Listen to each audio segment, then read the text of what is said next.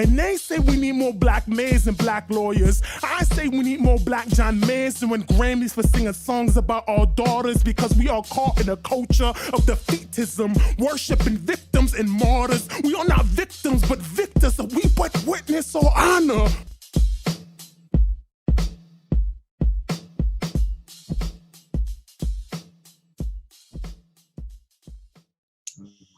Assalamu alaikum rahmatullah, everyone. Thank you for joining us for another episode of Black Muslim Lives Matter.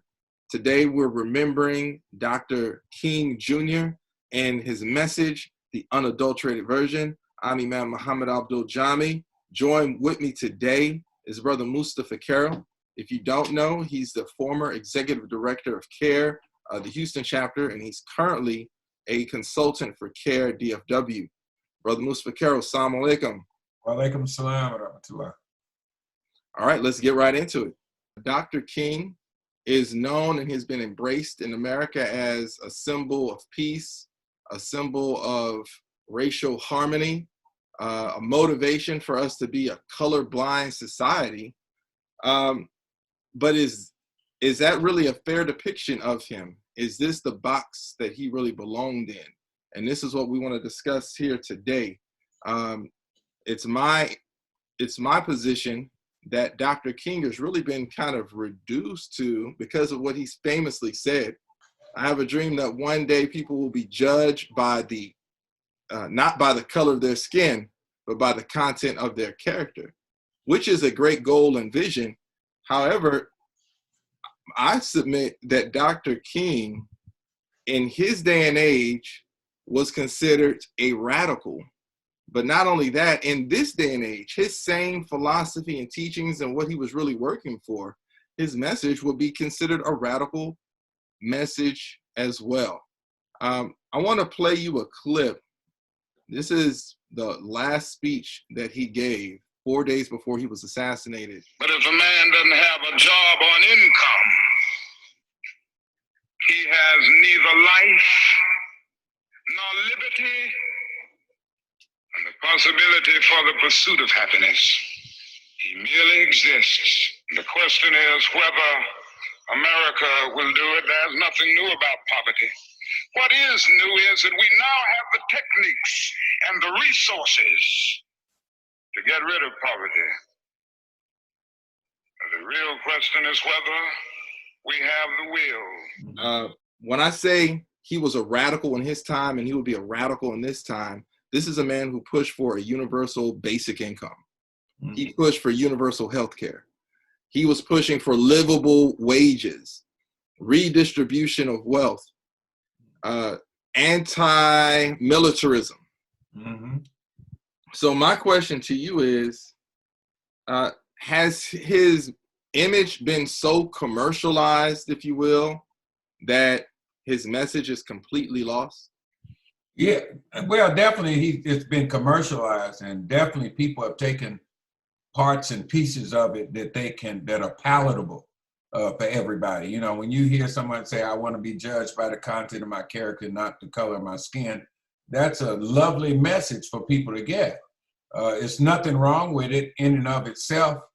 But you know, how we get to this place of the beloved community as he was striving for, is that he understood that the underpinnings of that talk was not just about singing Kumbaya and holding hands, that without equality of opportunity, without jobs, without fair housing, without all of these things that underpin us having I don't believe in a colorblind society, but a fair and just society, that it didn't mean anything to say that other stuff. I mean, now that is if you were really listening. I don't know. I don't know that everybody was listening. What's wrong with having a colorblind society, Brother Carroll? Because we're not colorblind, number one. Number two is, why would we want a colorblind society? Everybody, you can't be colorblind. I mean, you see me, the first thing, I have friends that tell me, Mustafa, you're not like a black man. And I tell them, well, you better get your glasses fixed then, because I'm definitely a black man. But what we want to do, or what should be the message is you want to rise above color and stereotypes. You know, colorblind doesn't mean you don't see my color. Colorblind just means I'm acceptable to the degree that I'm not doing nothing crazy. I'm not committing crimes, et cetera, et cetera. And you're actually judging me based on the merits of my performance and on how I live, how I treat people, et cetera. But to take away my identity so that you can feel better doesn't make sense. Nobody's giving up their identity. That's the other part. And there seems to me even something more insidious about it. On the surface, it sounds good, colorblind society, but the reality is that means that you can then distract from the racial injustice and inequity that's happened and that is expressed in economic injustice. So we don't have to say, oh, those Black folks are in that condition largely due to policies and traditions that have gotten them there. We can just say, oh, I didn't even notice they were Black. Yeah. And I mean, it doesn't even make sense. How does the work he did then align with the work that we as Muslims striving to push this country to a more just location? How is our work now aligned with the work he was doing then? Well, I think in a lot of ways, the work that he did then actually gave us an example of the pitfalls of the society, number one. Number two is that the ideals that he had could cross boundaries. I think the Muslim community, and Dr. King didn't operate in a vacuum. So it wasn't just his work that made it go forward. But if you look at some of the conflicting views, like with Malcolm, with the Nation of Islam, with Stokely Carmichael, who was actually a follower of Dr. King, but they argued about the methodology, or they argued about the language and the narrative that they wanted to push to the community. You know, because Stokely Carmichael coined the phrase Black Power, and everybody got real shook up by it. And Dr. King didn't like it because he felt like the press would seize upon it to make sure to tell everybody that there's a war coming, that Black people are going to have a war with everybody else, et cetera, et cetera. But the things that he pushed for, fair housing, equal opportunity, just society, no segregation, no Jim Crow, all these types of things still ring true today. The only problem today is it's been co-opted so many times that I feel that sometimes I think that it's lost the meaning, the original meaning of what he was doing. The work that Muslims are doing, should we be radicals? We are radicals. It doesn't matter whether you should be. I mean, anytime you challenge the status quo in this country, you're a radical. You know, just to be clear, when I'm talking about radical, I mean like you're pushing for major social reform. Yeah, absolutely. And I think Muslims, if you know, just by itself, Islam by itself, on its own merits, was sent as a reformation to the masses. It wasn't sent for the status quo.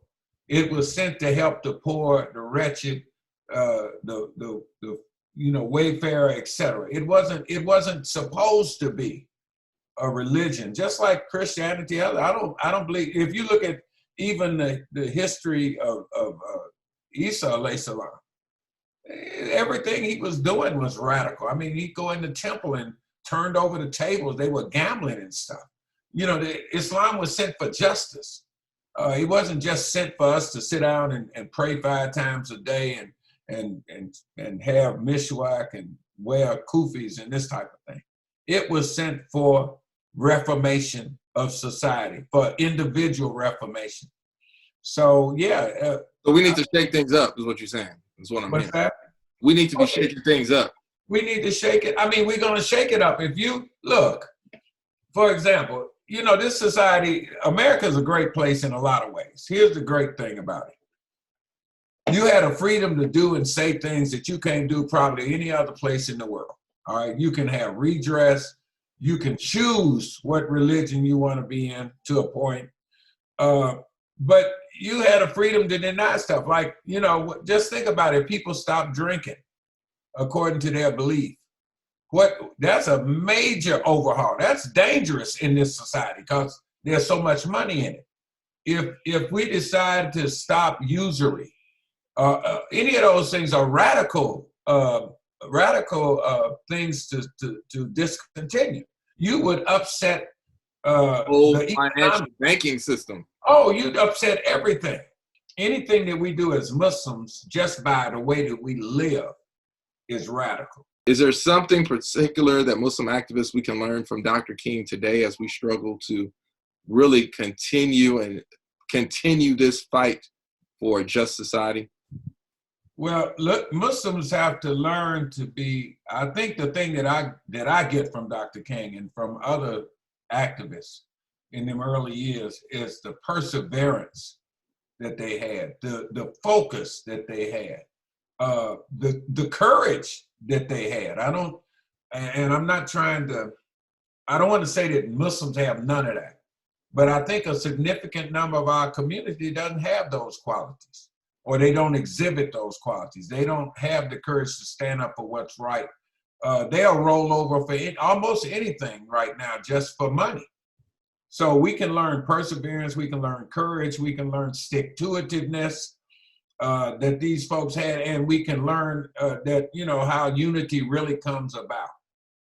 Because even though there was difference of opinion in the civil rights era, it did produce some unity of thought that everybody, no matter who they were, whether they were Muslim or Christian or with SCLC or Nation of Islam or whatever group, everybody, the main thing was they wanted freedom. And everybody communicated that narrative in one way or another, whether they wanted to do it by separation or whether they wanted to do it by integration. But everybody was looking to be free and to make sure that they were dignified and equal to everybody else in all aspects of that word. And so to me, that sounds like definitely work that Muslims should be in the forefront of here in this country. I wanted to just close by emphasizing some of the things that we're pushing and advocating for at Masjid Al-Islam. You know, when we organized a march in the wake of the George Floyd killing / murder, and the protests sweeping really the world, Masjid Al-Islam, we took it to the Martin Luther King Community Center. And we had some calls of actions that I wanted to just share with everyone here. 3 things that we're pushing people to do, encouraging people to do. Number 1, probably the easiest thing to do is support a Black-owned business or make a point to support Black-owned businesses. And so I'm not advocating just support a business because it's Black, but there are quality goods and services being provided by Black companies and entrepreneurs.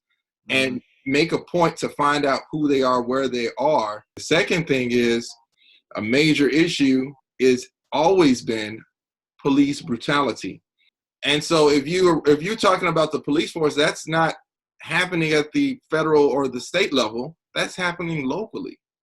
So we need to have a bigger say in who the mayor is, who the city council folks are, who the city manager is, even though that's an appointed position, but it's being appointed by the city council and the mayor. So in order to make that happen, we have to be politically involved. So people in Dallas specifically need to make sure that they're registered to vote and they get out and they vote this spring with that in mind. And the third thing is endorse Senate Bill 1083, which calls for a commission to study reparations, you know, studying the impact of slavery, of Jim Crow, etc. Some of the things we've talked about on the racial disparity in this country when it comes to economic wealth. And how should this be rectified? Can it be rectified? What would it look like? So it's not even calling for reparations, it's saying, let's look at it. Let's see if there's actually a need for it, and let's see in what ways can be feasible. And so that bill is just sitting there waiting for more support. So I'm encouraging everyone out here to do your part, to contact your senators and let them know, I want you to support Senate Bill 1083. Brother Mustafa Carroll, I appreciate talking to you. Oh, not a problem. I regard you as a mentor, as a sage, as an inspiration. May Allah grant us all success and, as you said, the strength and the courage to keep pressing forward, to continue to fight for what's right, to fight for a better, fair, juster society. Ameen. Ameen.